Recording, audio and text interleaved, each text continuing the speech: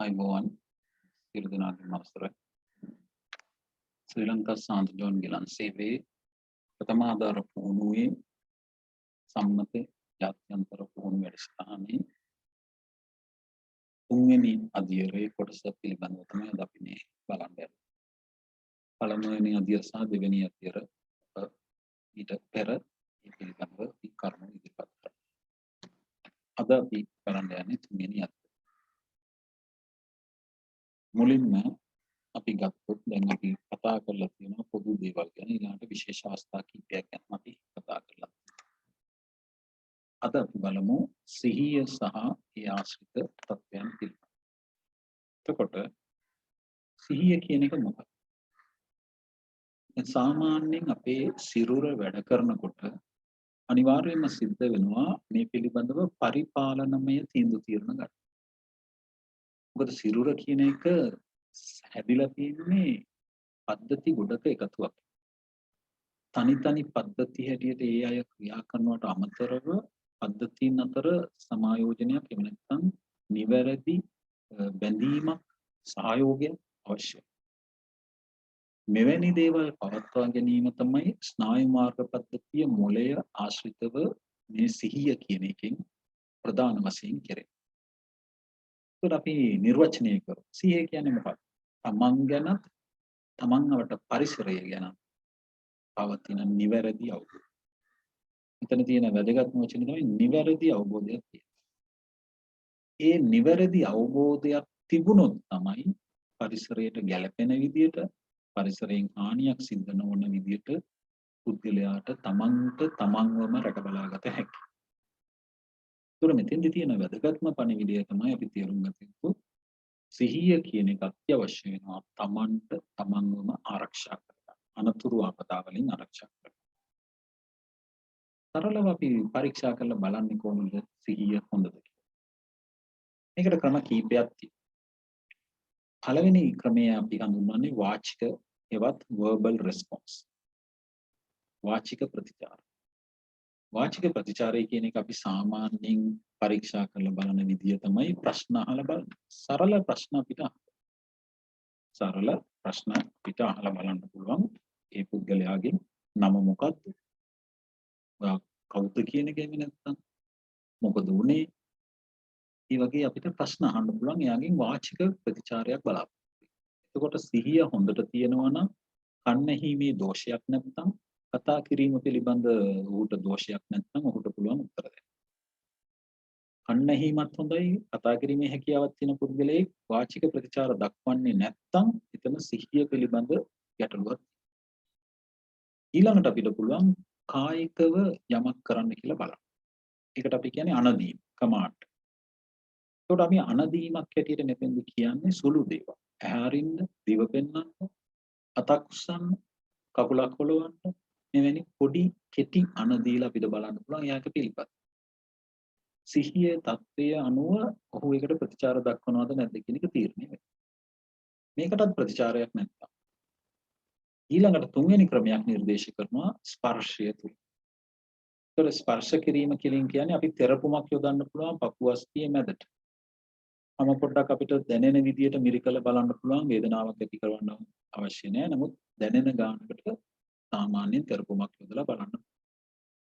ඒ ස්පර්ශයට ඔහු ප්‍රතිචාර දක්වනවා නම් ඒ කියන්නේ ඔහුගේ සිහිය මට්ටම අඩු වුණාට තාම ඔහුට ඒක පුළුවන් සිහිය තියෙන මට්ටමක කියන්නේ අඩපණ වූ සිහියකින් හරි ඔහු සිටිනවා.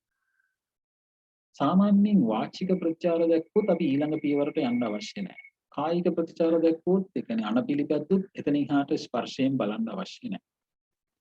මේක තමයි තියෙන පිළිගත්තු ක්‍රමය. ඒතර මේ මුකුත් ප්‍රතිචාර නැත්නම් අපි කියනවා ඔහු සිහිය නැතිම පුද්ගලයෙක් කියලා. ඒක ඉතාමත්ම අවදානම් සහිතයි. මේ අවදානම මොකක්ද? අන්න ඒක තේරුම් ගන්න. මොකද අවදානම කියන එකෙන් අදහස් වෙන්නේ සිහිය නැතිකම නිසා පුද්ගලයෙක් මිය යන්න හෝ අවදානමක් ඇත්තේ නැහැ. නමුත් සිහිය නැතිකම නිසා ඔහුට බෑ ඔහුව ආරක්ෂා කරන්න. ඒ නිසා ඔහු රඳා පවතිනවා අවට ඉන්න අය. ඒකට අවට ඉන්න අය ඔහුගේ ආරක්ෂාව සලසනවා නම් විශේෂයෙන්ම ප්‍රථම ආධාර කරුවෙක් මේ පුද්ගලයාගේ ජීවිත අවදානම නැති කරන්න පුළුවන් හරියට ආරක්ෂාව දුන්නොත්. එතකොට සිහි නැතිවීමකට හේතු වෙන්නේ මොනවද? සාමාන්‍යයෙන් මොළයේ ක්‍රියාකාරීත්වය අඩපණ වීමක් නිසා තමයි සිහිය කියන එක වෙනස් වෙන්නේ. මොළයේ ක්‍රියාකාරීත්වයක් අඩපණ වීම වෙන්න පුළුවන් හේතු රාශියක්. උදාහරණයක් වශයෙන් අනතුරු නිසා මොළයේ සෛල වලට වෙන හානි. සිරසාබාධ වගේ දේවල්. ආසාද, මොළයේ උණ, මෙනින්ජයිටිස්. එහෙම නැත්නම් වෙනත් ඕනම ආසාද. ඒ වගේ දේවල් වලින් මොළයේ ක්‍රියාකාරීත්වය වෙනස් වීමට ඉඩ තියෙනවා. වසවිස ශරීරගත. මේකත් විශේෂ හේතුවක්. සමහර බෙහෙත් වර්ග ඕනවට වඩා. එතකොට මේ වසවිස රසායනික ද්‍රව්‍ය ශරීරගත වීම එවැනි දේවල් අර අපි ඉස්සෙල්ලා කතා කරපු කලින් කතා කරලා තියෙන ක්ලාන්තියේදී වෙන එකේ ඊළඟ මට්ටම. ඊටත් වඩා දරුණු වෙනකොට සිහි නැතිවීමේ මට්ටමකට යනවා. දැන් මම ඉස්සෙල්ලා කියපු දේ ඒක තේරුම් ගන්න කියලා හිතනවා. ඒ තමයි ස්වයං ආරක්ෂාව සපයා ගන්න බැරි වෙන මේ තත්ත්වය. ඒ නිසා තමයි අපි ආරක්ෂාව සැපයීම අනිවාර්යයි මේ තත්ත්වය. ඉතින් අපි ඒ ගැන තමයි පොඩ්ඩක් කල්පනාවෙන් ඉන්න ඕනේ මේ මට්ටමේදී. ඒකට අපි දැන් කතා කර හිටියේ ස්වයං ආරක්ෂාව සපයා ගන්න බැරි. ඒකට ABC පිළිබඳවත් ප්‍රශ්නයක් තියෙනවා. ABC කියන්නේ මොකක්ද කියන එක අපි කලින් කතා කරලා තියෙනවා. මෙතන දැන් අපි සමහරු මේක පටල ගන්නවා ක්ලාන්තයයි මේකයි අතර මොකද්ද වෙනස කියලා. ඇත්තට මේක මම එදත් කිව්වා වගේ ක්ලාන්තයයි සිහි නැතිවීමයි කියන එක එකම ක්‍රියාදාමයේ මට්ටම් දෙකක් කියලා ගත්තා නම් වඩාත් ලේසියෙක් තේරුම් ගන්න. ඒකට බරපතල වෙනකොට සිහිය නැති. සිහිය නැතිවීමෙන් බරපතලම තත්ත්වයට යනකොට කෝමා කියන ඒ තත්ත්වයට යනවා. ඒකට ඒක තමයි සාමාන්‍යයෙන් මේ වෙන ආකාරය. ඒකට අපේ විශාල වගකීමක් තියෙනවා මේ සිහි නැති වුණාම අපි මතයි එයාගේ ජීවිතය රැඳිලා තියෙන්නේ නිවැරදි ක්‍රියාමාර්ග අපි ගත්තේ නැත්නම් මරණයටපත් වෙන්න පුළුවන්. මේක තමයි තියෙන භයානක තත්ත්වය. උදාහරණයක් වශයෙන් සිහිය නැති වුණාම තියෙන බරපතල තත්ත්වයක් අපි ABC ගැන කතා කරනකොට කතා කරලා තියෙනවා. ඒ තමයි දිව පහළට වැටෙනවා. දිව උගුරට වැටිලා අපේම හුස්ම ගන්න මාර්ගය අපෙන්ම හිර වෙනවා අපේම දිවේ. ඒතකොට මේ පුද්ගලයාගේ දිව ඒ හිර වෙන එකෙන් වළක්ව ගන්න අපි හිස පස්සට කරේ නැත්නම් සුදුසු ආකාරයකට ඔහු මිය යනවා. මෙන්න මේක එක සරල උදාහරණයක්. දැන් මේ පසුබිම් දැනුමත් එක්ක අපි බලමු අපි මොනවද ප්‍රථමාධාර වශයෙන් කරන්න ඕන නිසා ක්‍රියාත්මක විය යුත්තේ. ඒ ගැන අපි සාමාන්‍යයෙන් 100ක් නැති වුණාම එක වැදගත් දෙයක් තියෙනවා. මොකද මේක මොළය සහ ස්නායු මාර්ග සම්බන්ධව සිද්ධ වෙන දෙයක් නිසා. අපි නොදුටු තැනක නම් ලෙඩාව දැන් වැටිලා ඉන්නේ. නොදුටු තැනක් අපි සිදුවීම දැකලා නැත්නම් සිදුවීම ගැන හරි විස්තරයක් නැත්නම් අපි ඊටාත්ම ප්‍රවේශම් වෙනවා. ඒකට හේතුව තමයි ඔහුගේ ගෙලට හානි වෙලා තියෙන පුළුවන්. ඔහුගේ කශේරුකාවට සුෂුම්නාවට හානි වෙලා තියෙනවා. එහෙම හානි වෙච්ච කෙනෙක්ට ගිහලා අපි එකපාර එහා මෙහා කරොත් ඔහු දරුණු ආපදා තත්ත්වයකටපත්. මේ නිසා අපිට වගකීමක් තියෙනවා. බෙල්ලට හානි වෙලා ඇද්ද සුෂුම්නාවට හානි වෙලා තියෙයිද කියලා අනුමානව සිතන එක ඔහු ඉන්න විදිය. උසකින් වැටිච්ච විදියක් නම් පේන්නේ ඔබට සිදුවීම තියෙන තැනට ගියාම. අනිවාර්යයෙන්ම හිතන්න ඔහුගේ ගෙලට හානි වෙලා තියෙන්න පුළුවන්. ඒ විදිහට උපකල්පනය කරගන්න. කරලා ගෙල නිශ්චල කරලා ඉන්න ඕන නිසා. ගෙල නිශ්චල කිරීමට ගොඩාක් වෙලා ගන්න බෑ. විශේෂයෙන් ABC හොඳ නැත්නම් අපි වහාම ඒකට පියවරක් ගත යුතුයි. එතකොට තියෙන දේවල් ටිකකින් කාඩ්බෝඩ් කෑල්ලක් රෙදිපටි ටිකක් හොයාගෙන ගෙල නිශ්චල කරගන්න පුළුවන්.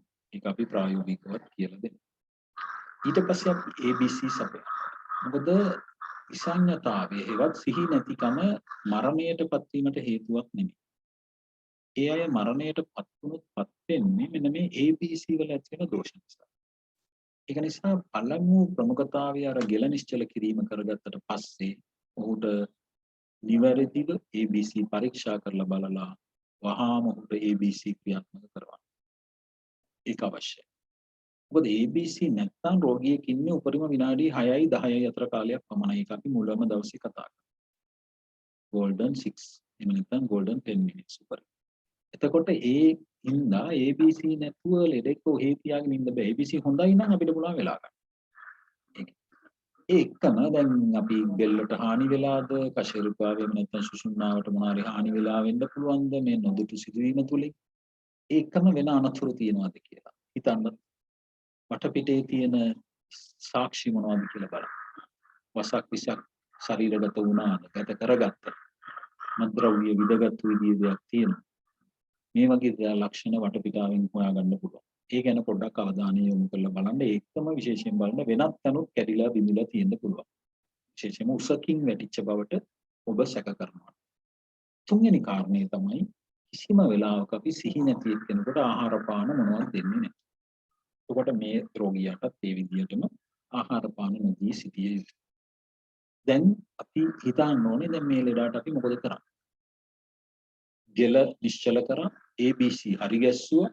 දැන් වෙනත් කැඩිච්ච බිඳිච්ච තැන් තිබුණා නම් ඒවා පොඩ්ඩක් වෙලලා අපි නිශ්චල කරගත්තා.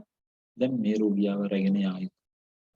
රෝහලකට රැගෙන යාමට මූලික පියවර ගන්න. පණිවිඩයක් දෙන්න. තව එක්කෙනෙක්ව යවන්න එක්ක පණිවිඩයක්. නැත්නම් ටෙලිෆෝන් තියෙනවා නම් දුරකථනයෙන් අපිට පුළුවන් පණිවිඩ දීලා ගිලන් සේවා උපකාර ලබා ගන්න.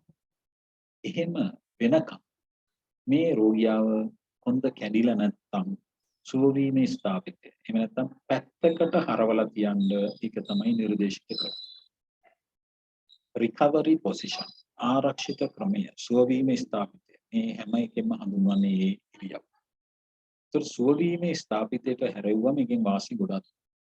ඒ වාසිය ලබා ගන්න පුළුවන් මේ විදිහට හරවලා තිබ්බා. එතකොට විනාඩි 30ක් එක දිගට එහෙම තියන්න පුළුවන්. ඊට පස්සේ පොඩ්ඩක් එයාගේ ඉරියව්ව අනිත් පැත්තට හරවන්න වෙනවා. වමට තිබ්බොත් දකුණු පැත්තට හරවන්න. මොකද හැම එක දිගට තෙරපිලා තිබුණොත් සිහි නැති කෙනෙක්ගේ ඒක තුවාල වෙනකම් මේ විදිහට තෙරපිලා තියෙනවා. සිහිය තියෙන කෙනෙකුට ඒක වෙන්නේ නැහැ. මොකද එයාට රිදෙන එක දැනෙන හින්දා එයා ඒ ඉරියව්ව එයාම වෙනස් කරනවා. නමුත් සිහි නැති රෝගියෙකුට ඔය අවදානම තියෙනවා.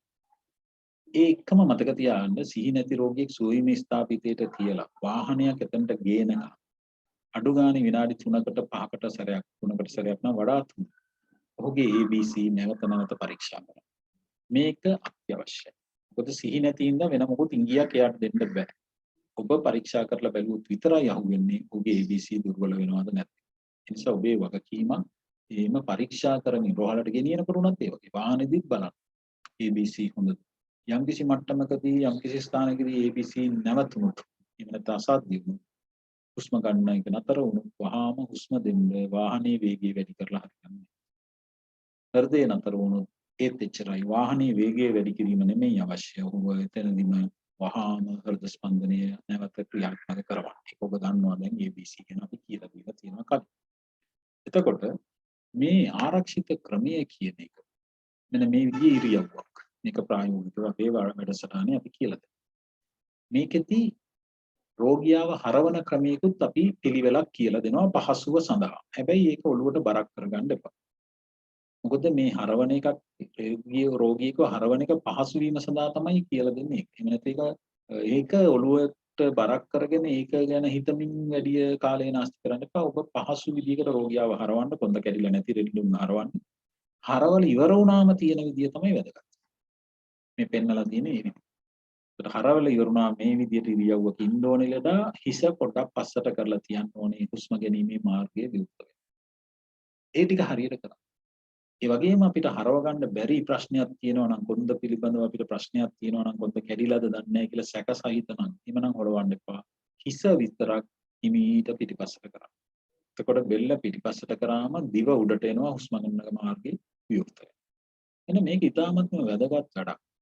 කියන්නේ ඔබේ ගෙදරදී හරි වෙනත් කෙනෙක්ගේ හරි සිහි නැති වෙලා මොනාරි වුණොත් ඒ හුස්ම ගන්න මාර්ගය විවෘත කරලා දෙන එක ඉතාමත්ම වැදගත්. අපි ඒ ගැන කතා කරා ABC යටතේ කතා කරා. ඊළඟට සිහියත් එක්කම සම්බන්ධ වෙන රෝගී තත්ත්වය තමයි අපස්මාරය සහ උණවලිප්පුව කියලා දෙකක්. මේ නැස්මරය හැවත් අපස්මාරය කියලා කියන්නේ උණ නැතුව වෙනත් හේතුවක් හොයාගන්න බැරුව ෆිට් එක වගේ නේ. මේක ටිකක් දිගින් දිගට යන රෝගී තත්ත්වයක්. ගොඩක් අයට තියෙන අය ඉන්නවා ඒ වගේ. උණවලිප්පුව කියන එක ළමයින්ට විතරක් එන එකක් අවුරුදු 6ට 8. ඒක ඇවිත් ඉතින් උණ ආවොත් විතරයි එන්නේ. ඒතර උණ එන්නේ ඉස්සෙල්ලා මොහොතකට ඉස්සෙල්ලා වලිප්පුව එන්න පුළුවන්. ඒකත් උණවලිප්පුව කියලාම තමයි ගන්නෙ. දැන් අපි මේ දෙකටම එකම වගේ ප්‍රථමාධාර නිසා අපි එක මාතෘකාවක් කතා කරොත් ඇති. අපි ගමු අපස්මාරය ප්‍රධාන වශයෙන්. අපස්මාරය කියලා කියන්නේ අපි ඔය ෆිට් එකක් කියලා කියනවා. එතකොට ඒ කරුණත් එක්ක ෆිට්ස් කියලා කියන්නේ ඒකට මේක තමයි අපි මේ හඳුන්වන්නේ එක එක වචන වලින් මීමැස්මරය අපස්මාරය. එහෙම නැත්නම් එපිලෙප්සි කියලා කියනවා ඉංග්‍රීසියෙන්. මේකෙදි වෙන්නේ මොකක්ද? මේකේ ප්‍රශ්නේ ඇති වෙන්නේ ඇත්තටම මොළය ආශ්‍රිතව තමයි මේ ප්‍රශ්නේ. එතකොට මේ ස්නායු මාර්ග පද්ධතියත් එක්ක මොළයත් එක්ක ඇති වෙන දෙයක්. මේකෙදි සිද්ධ වෙන්නේ විද්‍යුත් ක්‍රියාකාරීත්වයකින් තමයි මේක වැඩ කරන්නේ. මොළයේ වැඩ කරන්නේ සාමාන්‍ය විද්‍යුත් ක්‍රියාකාරීත්වයකින්. කරන්ට් එකක් එළියට යනවා. ඒකට මේ වගේ දෙයක්. සරලව කිව්වොත්. එතකොට මෙන්න මේ විද්‍යුත් ක්‍රියාකාරීත්වය අසාමාන්‍යයි.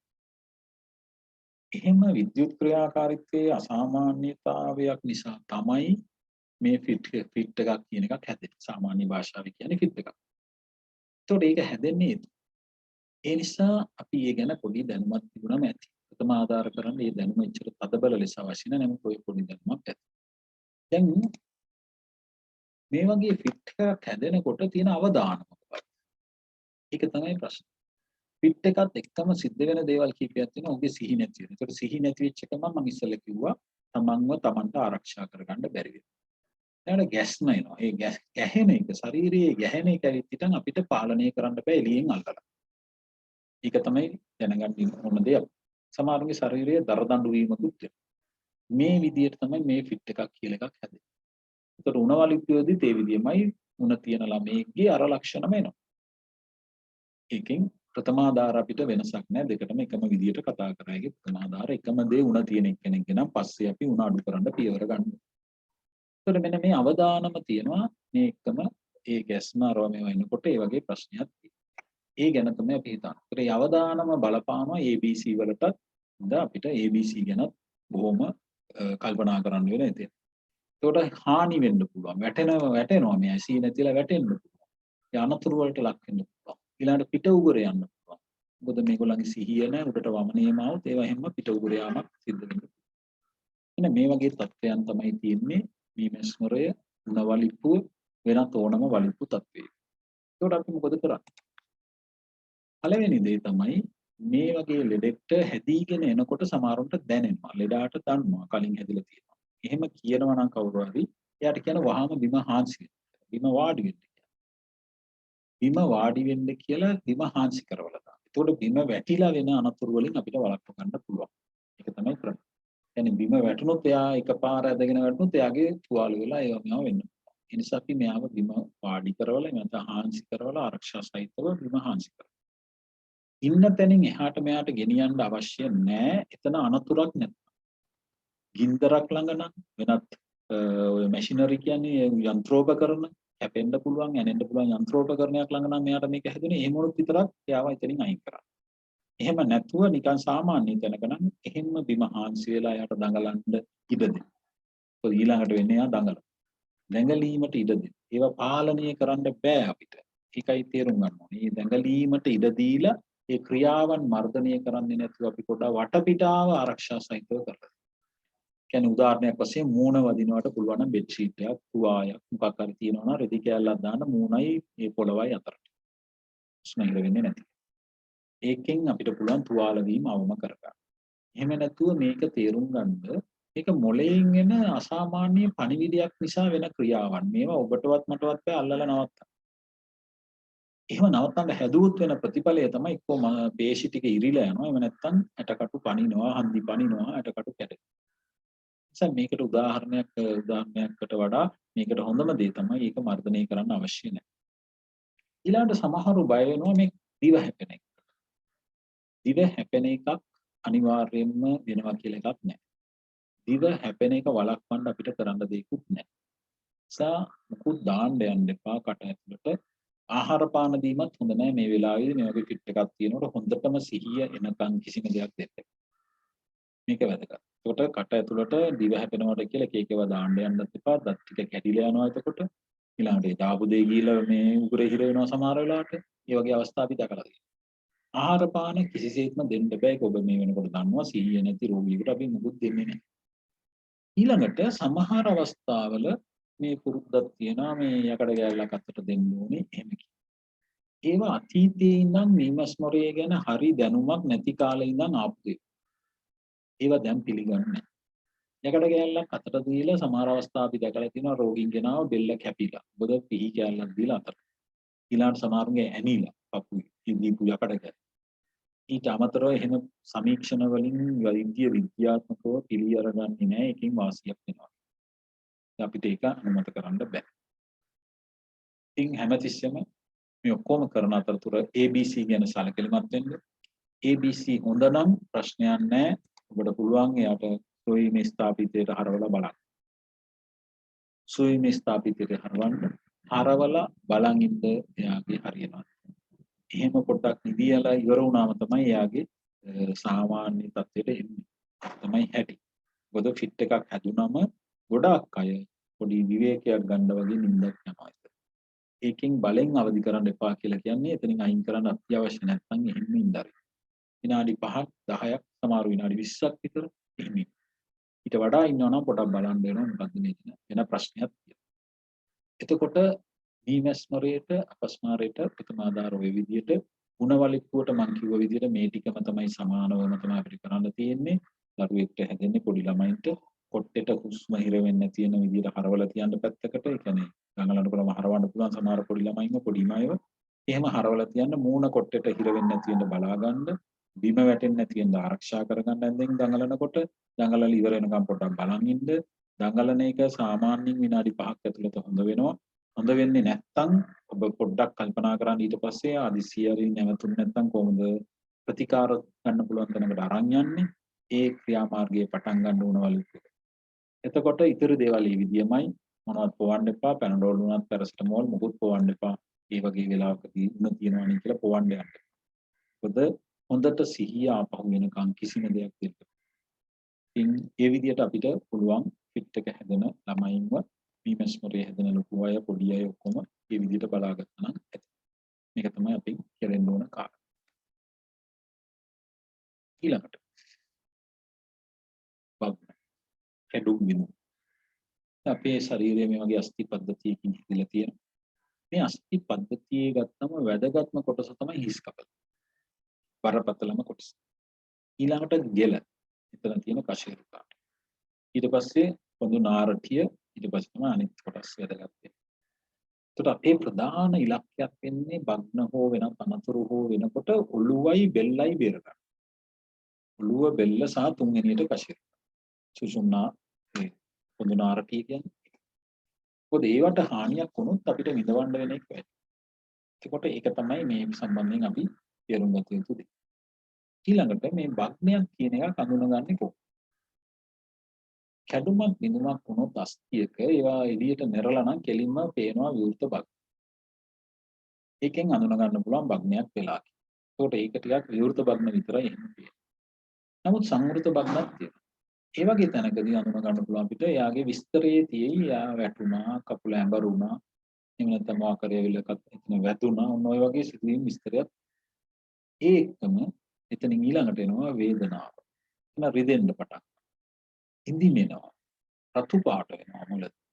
මෙන්න මේ ලක්ෂණ මතුවෙනවා නම් මොකක් හරි එකක් වැදුනට පස්සේ එහෙම නැත්නම් වැටුණට පස්සේ කකුලේ හෝ අතේ හෝ යම් තැනක මේ වගේ ලක්ෂණ එනවා නම් අපිට හිතන්න වෙනවා එතන කැඩුමක්. තව ටිකක් හොයාගන්න පුළුවන් අපිට අපේ අතක් නම් අනිත් අතත් එක්ක සංසන්දනය කිරීමේදී අපිට පේනවා ඒක ටිකක් ඇදයි වගේ අනිත් අතට වඩා. නැත්නම් අනිත් කකුලට වඩා මේ කැඩිච්ච කකුලේ හැඩය වෙනස්. ඒකෙනුත් පුළුවන් අපිට හඳුනනවා. ඊළඟ වැදගත්ම දේ තමයි මේ කොටස ක්‍රියා විරහිත වෙන. ක්‍රියා කරන්න බෑ යාට. මොකද රිදෙනවා.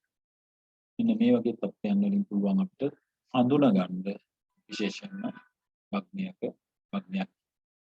ඒ වගේම තමයි ඔබට සැකයක් තියෙනවා නම් කැඩිලා නැද්ද කැඩිලාද කියන සැකයක් තියෙනවා නම් වෛද්‍ය විද්‍යාවේ ප්‍රථමාදාර පිළිබඳව තියෙන ප්‍රධාන නිර්ණායකය තමයි සැක සහිත අවස්ථාවලදී ඒක කැඩුමක් කියලාම ගන්න.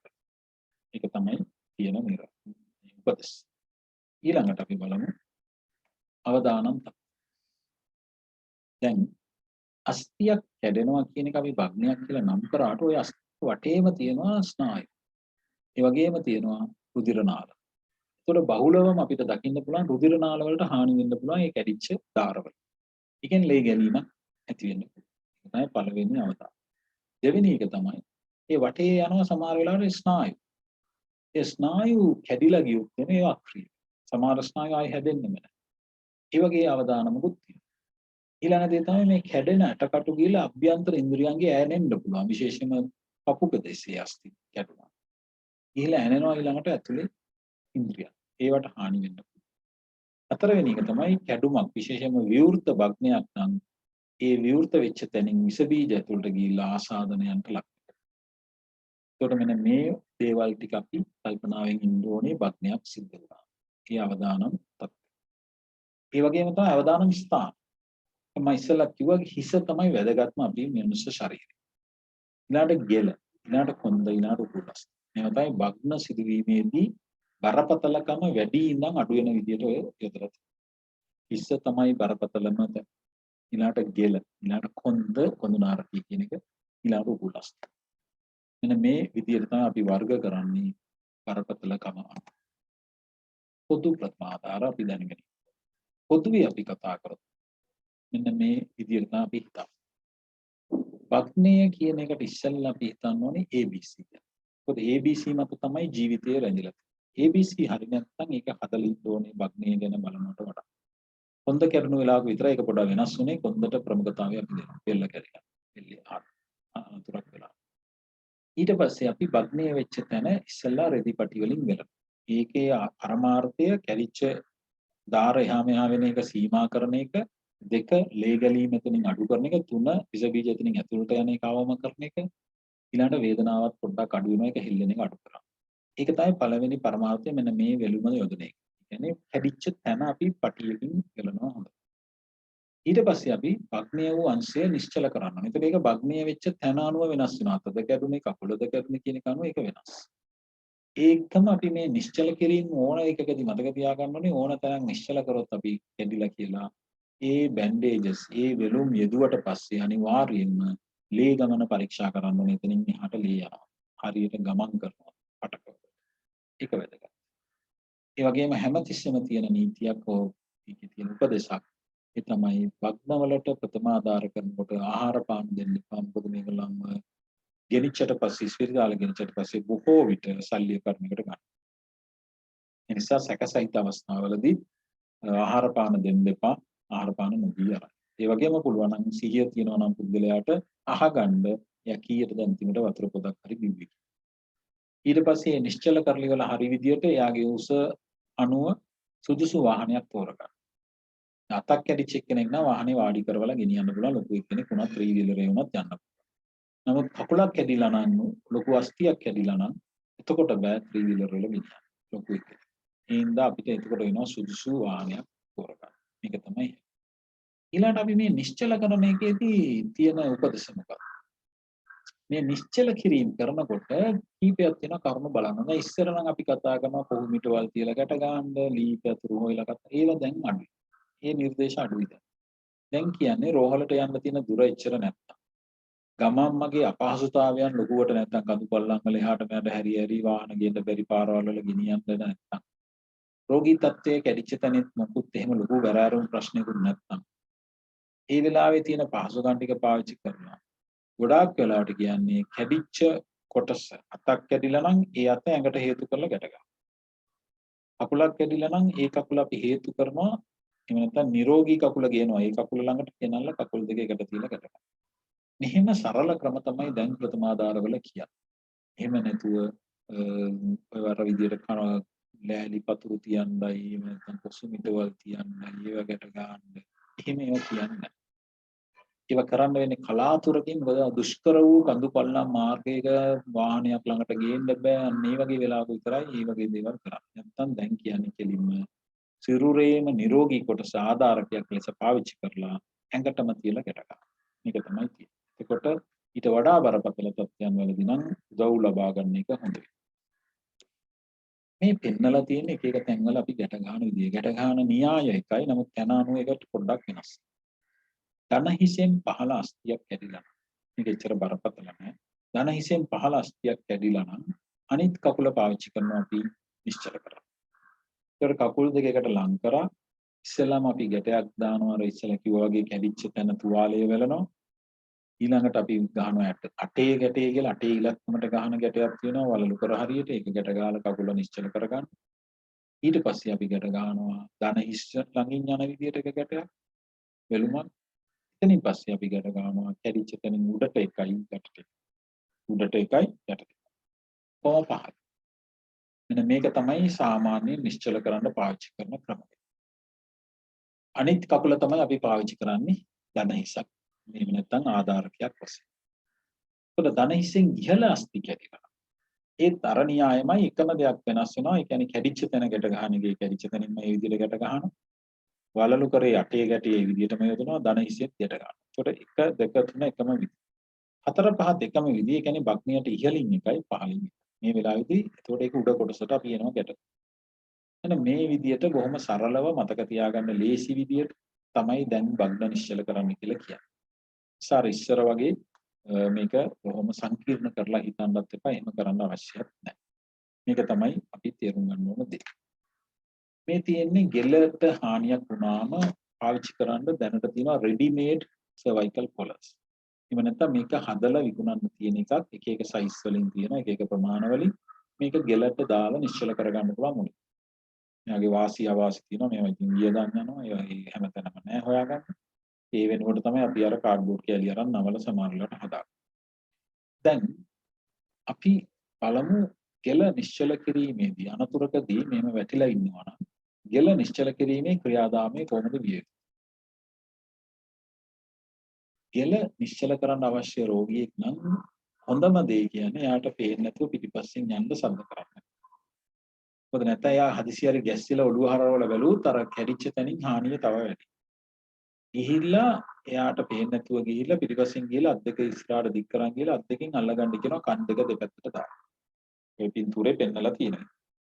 එතකොට මොකද වෙන්නේ? ඒකම අල්ලගෙන අපි කියනවා බය වෙන්න එපා. අපි උදව්වට ආවේ වගේ බෙල්ලට හානියක් වෙලා තියෙන්න පුළුවන්. ඒ නිසා මෙහෙම අල්ලගත්තේ කලබල නොවි ඔහොම ඉන්න. ඒක කියලා ඉන්න. නැත්නම් ඔහු තව කලබල වෙනවා ඔළුව අල්ලගත්තා. කණෙන් අල්ලගෙන මේ විදිහට දෙපැත්තෙන් අත තියලා නිශ්චල කරගෙන ඊළඟ එක්කෙනෙකුට කියන්න අර විදිහට ගෙලට දාන්න පුළුවන් වෙලුමක් හදලා ගන්න කියලා කාඩ්බෝඩ් වලින්. ඒකට එයාගෙන් බෙල්ලේ උස බලාගෙන ඒ උසට කාඩ්බෝඩ් එකක් නවලා අරගෙන ඒක රෙදි පටියේ කොතලා ඒ රෙදි පටිය බෙල්ල වටේට යන විදිහට දාලා අරන් ගැටයක් ගන්න. මේ විදිහට කියන්නේ අපි සකස් කරගත් එහෙම නැත්නම් අපි ඒ වෙලාවේ සකස් කරගත් ගෙල වෙලුමක්. ගෙල වෙලුමක් යෙදුවට පස්සේ විතරයි අර අල්ලගෙන හිටපු අත් දෙක අයින් කරන්න. ඒකට මේකට අවම දෙන්නේ ඉස්සලා. එතකොට ගෙල වෙලුම යෙදුවා. එතකොට අපිට දැන් පොඩි විශ්වාසයක් තියෙනවා බෙල්ල එහා මෙහා වෙන්නේ නැති වෙයි කියලා. අන්න එතකොට අපි ඊට පස්සේ අතාරිනවා. දැන් අපි ඉතිරි කොටස කොහොමද කරන්නේ? දැන් මේ අපි හොඳට හානි වුණ රෝගියෙක් පිළිබඳව කතා කරමු. එතකොට ස්නායු වලට වෙන්න පුළුවන් හානිය අපි අවම කරගන්න අවශ්‍යයි. මේක තමයි අපේ ටාගට් එක. දැන් අර මෙතන පළවෙනි එකෙන් පෙන්නලා තියෙන්නේ අත් දෙකෙන් අල්ලගෙන ඉන්නේ. ඊට පස්සේ දෙවෙනි එකෙන් අංක දෙකෙන් පෙන්නලා තියෙන්නේ සර්වයිකල් කොලර් එකක් දාන. මේ දෙක තමයි අපි ඉස්සෙල්ලා කතා කරන්නේ. එතකොට තව එක පණිවිඩයක් තියෙනවා මෙතන. බෙල්ල හරි සුසුම්නාව හරි හානියක් වෙලා නම් නමුත් රෝගියාගේ ABC හොඳ නම් නැවතත් කියන්නේ ABC හොඳයි නම් කලබල වෙන්න එපා. හදිස්සි නෑ. ඇම්බියුලන්ස් එකක් හරියට කතා කරලා ළඟට ගෙන්න ගන්න. ගෙන්නගෙන රෝගියාව හරි විදියට ප්‍රවාහනය කරන්න ප්‍රවාහනය කිරීමේදී නැත්නම් දෝෂයක් වුණොත් ඔහු සදාකාලික අභාගතයකට පත්. ඉන්න එක වැදගත්. ඒ වගේම බාරකරුවන්ටත් පොඩ්ඩක් පැහැදිලි කරලා දෙන්න බය වෙන්න එපා. මෙයා හුස්ම ගන්නවා, නාඩි වැටෙනවා. නිසා මෙයාව අපි වාහනේ එනකන් කලබල නොකර තියමු. අපි කලබල වෙලා මෙයා එහා මෙහා කරන්න ගිහිල්ලා කොන්ද කැඩිච්ච තැනින් එහා මෙහා වුණොත් මෙයාට සදහටම එතනින් පණ නැති. ඒක පැහැදිලි කරන්න. පැහැදිලි කරොත් විතරයි ඔබට ඒකට ඉඩ ලැබෙන්නේ. නැත්නම් ඒගොල්ලෝ කලබල කරලා උස්සගෙන යනවා. එතකොට අපි දැන් ඒ ටික කරා ඊළඟට කරන්නේ අපි අතපය විසිරිලා තියෙනවා මේ වගේ ලෙඩෙක් ඇඟට ලං කරා. හිමීට ඇඟට ලං කරා. කරලා නිකන් එක ටික පොඩ්ඩක් පිළිවෙලකට හදන්න. ඒක තමයි තුන්වෙනි පියවර. ඊළඟ දේ අර අතපය එහා මෙහා යන්න පුළුවන් ඉඳ එහෙම හෙල්ලෙන්න පුළුවන් නිසා තැන් තුනකින් අපි ගැට ගන්නවා. වලලු කරෙන් අටේ ගැටය, ධන හිස ළඟින් ඊළඟට අත්වල පහළ කොටසින් අල්ලලා ඇඟට ගැට ගන්නවා. මේ විදියට ගැට ගහලා දැම්මම දැන් ශරීරය වැඩි හෙල්ලෙන්න යන්නේ නැහැ. මේ විදියට පුළුවන් නිශ්චල කරගන්න. දැන් ඊළඟ ප්‍රශ්නේ තියෙන්නේ මේ ලෙඩාව කොහොමද අපි හොල්ලන්නේ? එහාට මෙහාට ගන්න. ඒකට වඩාත් හොඳ ක්‍රමය තමයි තව 5-6 දෙනෙක් හොයාගන්න. 6 දෙනෙක් විතර ඉන්නවා වඩාත් හොඳයි. 6 දෙනෙක් විතර මිනිස්සු ඕනේ දැන් මෙයාව එහා මෙහා කරන්න. 2 සුදුසු වාහනයක් ගෙන්න ගන්න ඕනේ ආසන්නයට. 1990 වගේ ගන්න ගන්නවා. ඒක නිකන් ඉන්න මොකද ඒකේ තියෙනවා වෙනම ස්ට්‍රෙචර් එකක් ගිලන් මැස්සක් මේක මෙහෙම ඇඟ යටින් දාලා ගන්න පුළුවන්. ඒ සුදුසු උපකරණ සහ සුදුසු වාහන එනකම් තියාගන්න ABC හොඳයි නම් කලබල වෙන්න එපා.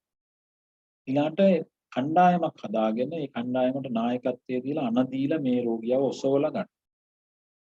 එතකොට අපි කරන්න ඕනේ ලෑල්ලක් හොයා ගන්න ඕනේ ඇම්බියුලන්ස් සහයෝගය ඒව නැත්තම් ලෑල්ලක් හොයා ගන්නවා මෙයාගේ උසට. දොර ලෑල්ලක් වගේ එකක්. ඊට පස්සේ කට්ටිය පස් දෙනෙක් අර විදිහට ඔක්කොම අල්ලන් ඉද්දි එක්කෙනෙක් යන දීම මත රෝගියාව එකපාර පොඩ්ඩක් උඩට උස්සන. කොහමද? උසවල ඉවර වෙලා අර දාන ලීය දාගන්නවා ඒකට යටින්. ඒ ලෑල්ල දාගෙන ඊට පස්සේ ලෑල්ලට තියලා ගැට ගන්නවා අපි මේ රෝගියා. ලෑල්ල දාගත්ත ඔය විදිහට ලෑල්ලට අල්ලලා ඊට පස්සේ අපි ගැට ගන්නවා තව කට්ටිය. දැන් රෝගියාව අපි වෙනම නිශ්චල කරලා තියෙනවා රෝගියාව ලෑල්ලට අල්ලලා ගැට ගහලා තියෙනවා. දැන් ඉතින් තියෙන්නේ කට්ටිය ඉන්නවා 6 දෙනෙක් විතර.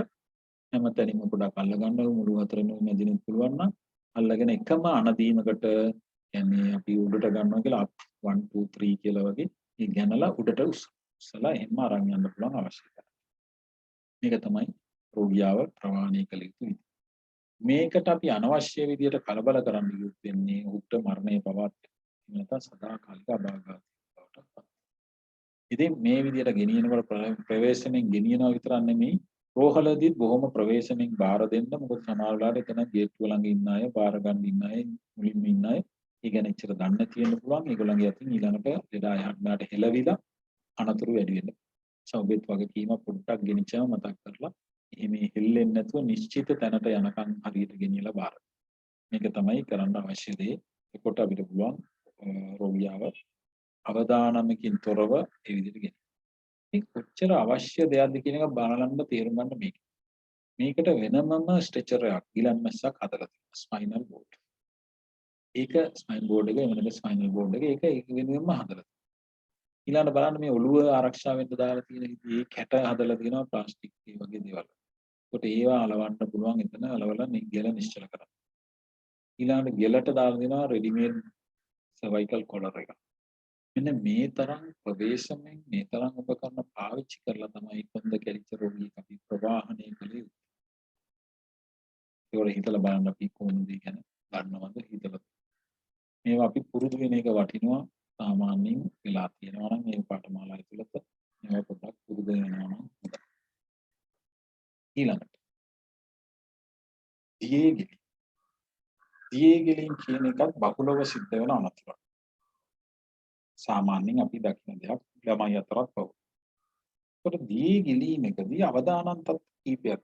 එකක් තමයි හුස්ම ගැනීම සම්බන්ධ ප්‍රශ්න ඇති වෙන්න පුළුවන්. ශ්වසනය ආශ්‍රිත ගැටලු ABC ආශ්‍රිත. දෙවෙනි එක තමයි වතුරේ සීතල නිසා උෂ්ණත්වය පිළිබඳ ප්‍රශ්න තියෙනවා.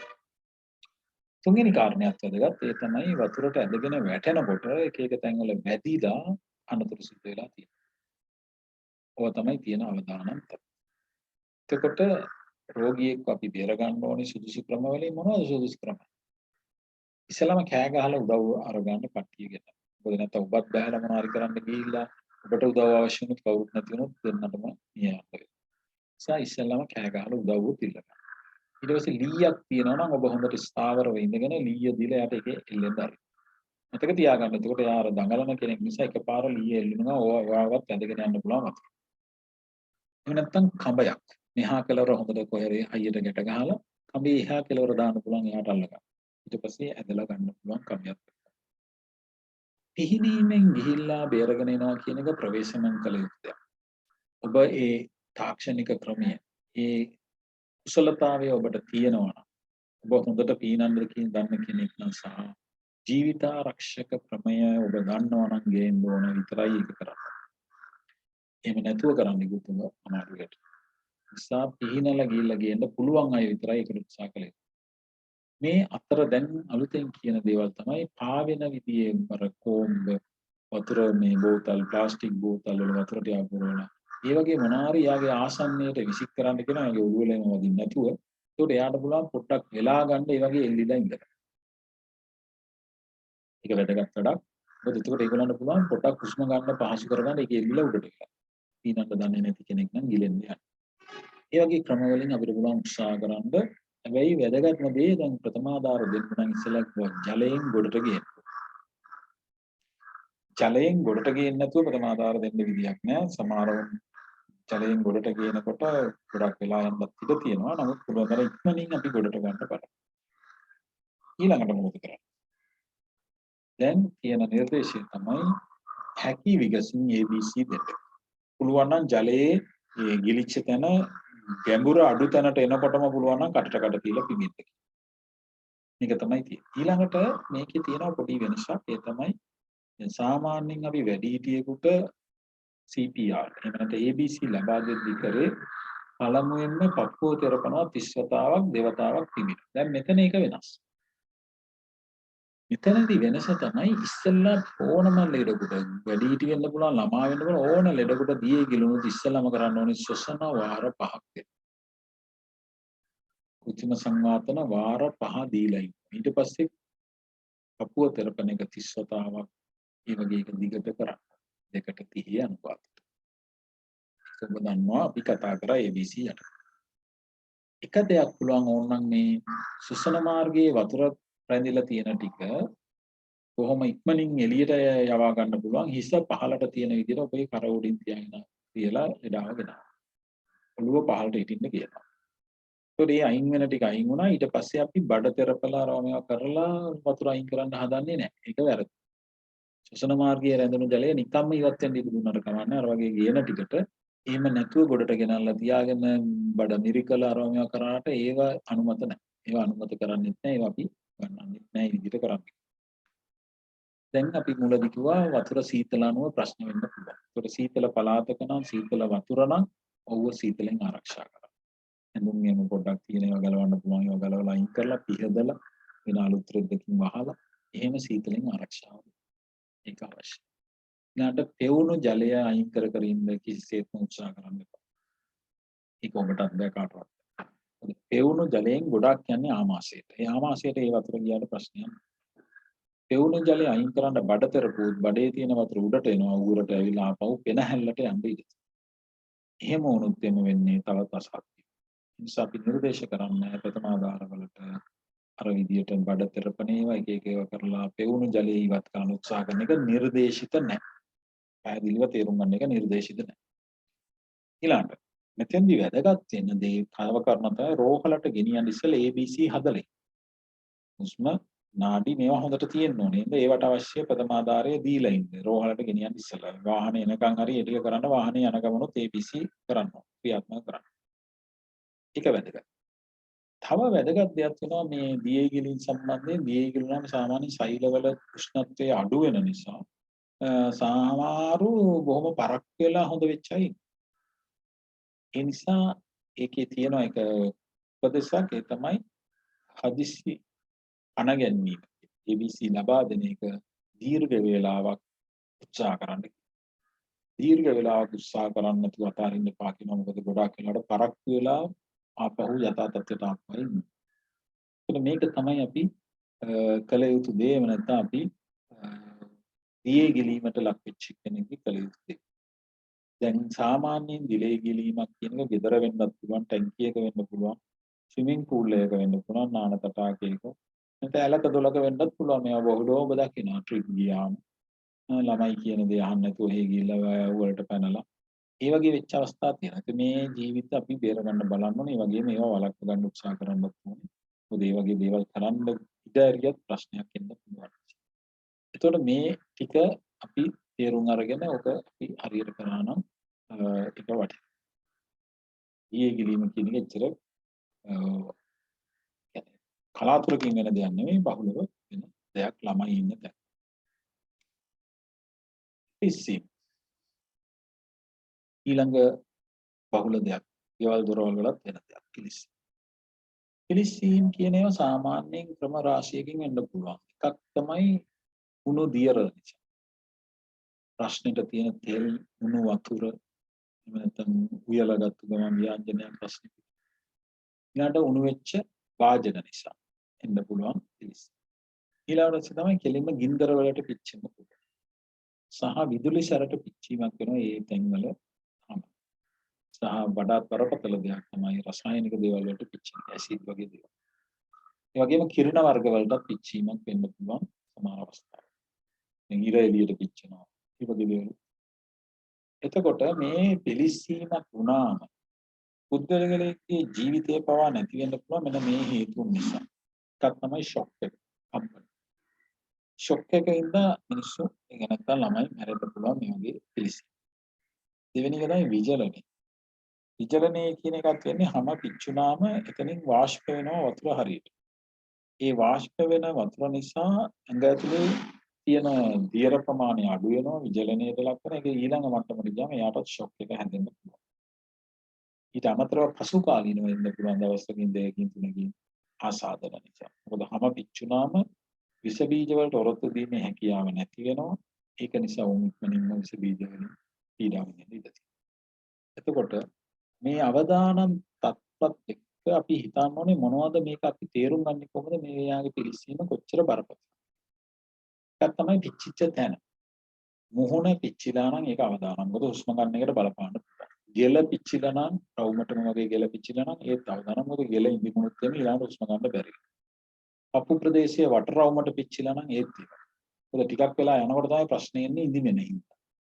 ඊළඟ ගැඹුරු අණුව පිච්චිලා තියෙන ගැඹුරු අණුවත් අපි අවදානම මනිනවා. එකක් තමයි මතු පිට පිලිස්සීම් කියලා එකක් තියෙනවා. ඒ වෙච්චර බරපතල නැහැ. මධ්‍යම පිලිස්සීම් සහ ගැඹුරු පිලිස්සීම් කියනවා බරපතල. ඒ වගේම තමයි පිච්චෙනවත් එක්කම අතුරුඵල එන්න පුළුවන්. සමහරවිට හුස්ම නතර වෙන්න පුළුවන්. මොකද ඒකම ඇති වුණු විෂ වායුව. ඉන්දිමුම නිසා එක ප්‍රශ්න එනවා. එතකොට ඒ ශරීර කොටස් ඉඳින්න පටන්.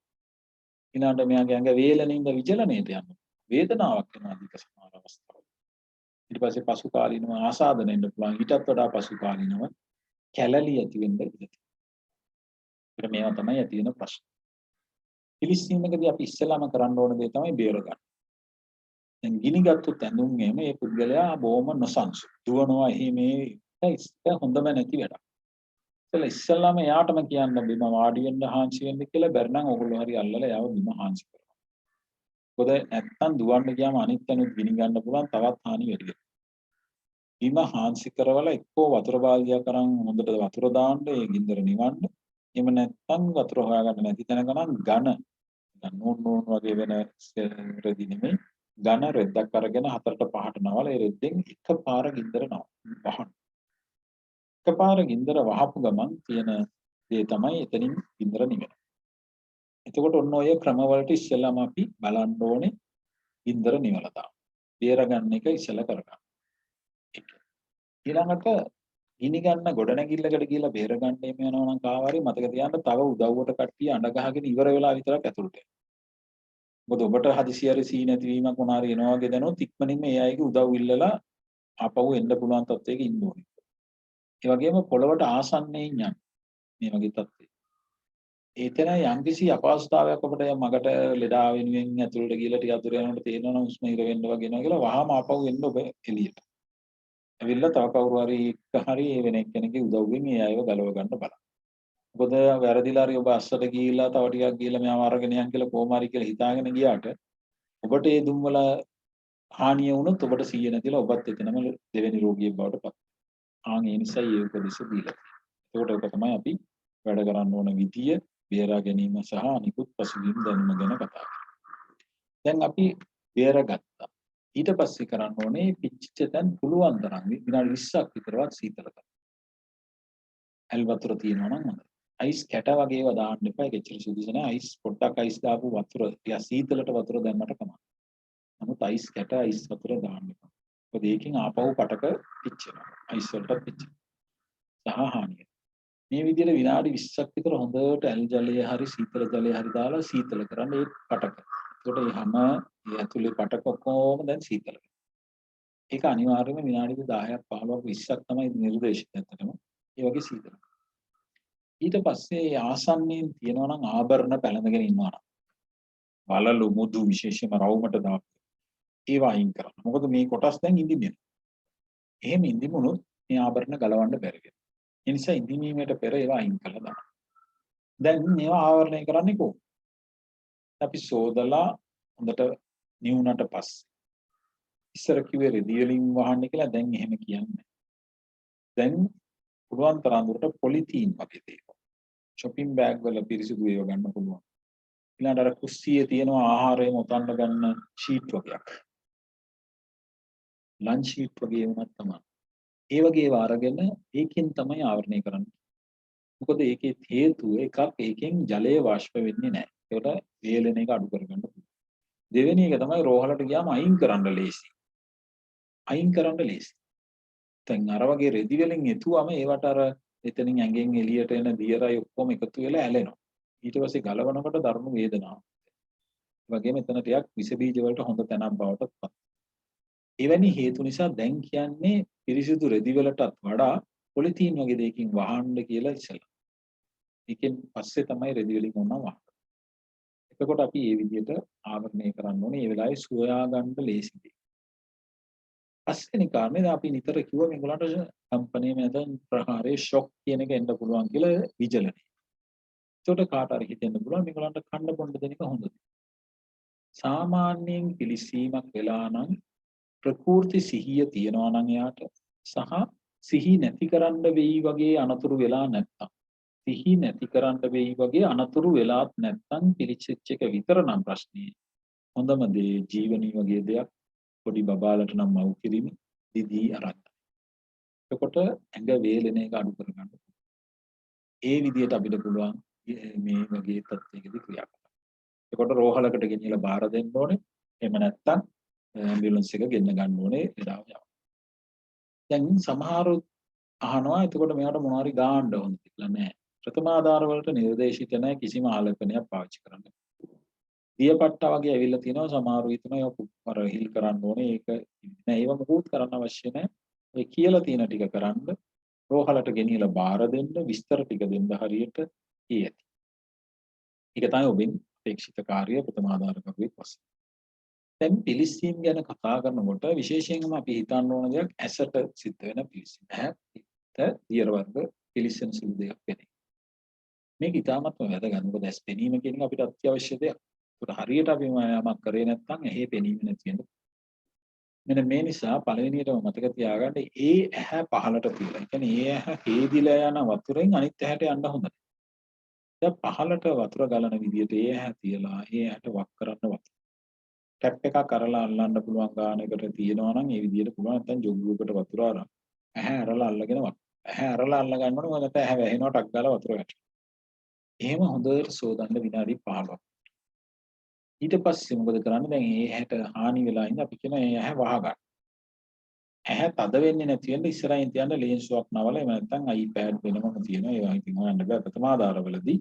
නමුත් ලේන්සුවක් නවලා පිරිසිදු ලේන්සුවක් අරන් නවලා තියන්න පුළුවන් ඇට ඉස්සරහ කියලා. තව රෙදි පැටි දෙක තුනක් හොයාගෙන ඒක එම්ම ඔලුවට අල්ලලා ගැට ගන්නවා. මේක තමයි කළ යුත්තේ. දැන් අපේ S2 වැඩ කරන්නේ එකට. එක ඇහක් එහාට හැරෙවොත් අනිත් ඇහත් යනවා. මේ හින්දා ඇහැට හානි වෙන්න පුළුවන් අනිත් ඇහැ කැරක්. අන්න ඒ නිසා තමයි අපි කියන්නේ අනිත් ඇහත් පුළුවන් තරම් නිශ්චලව තබා ගන්න වෙන හේතුවක් මොකුත් අසාමාන්‍ය තත්ත්වයක් නැත්නම් S2ම එකට අල්ලලා ගැට ගහන්න. S2 වැහුවම එතකොට අපිට තමයි යාව එක්කන් යන්න වෙන්නේ මොකද යාට පාර පේන්නේ. මේව තමයි තියෙන වැඩ. කොට හැකිලිකස රෝහලට යවන එකත් වැදගත්. මොකද ඇහැ කියන එක අපි බේර ගන්න ඕනේ පුළුවන් තරම් හොඳින් සහ ඉක්මනින් නිසා හැකිලිකස රෝහලට යවන්න. එහෙම කරන්න අවශ්‍යයි.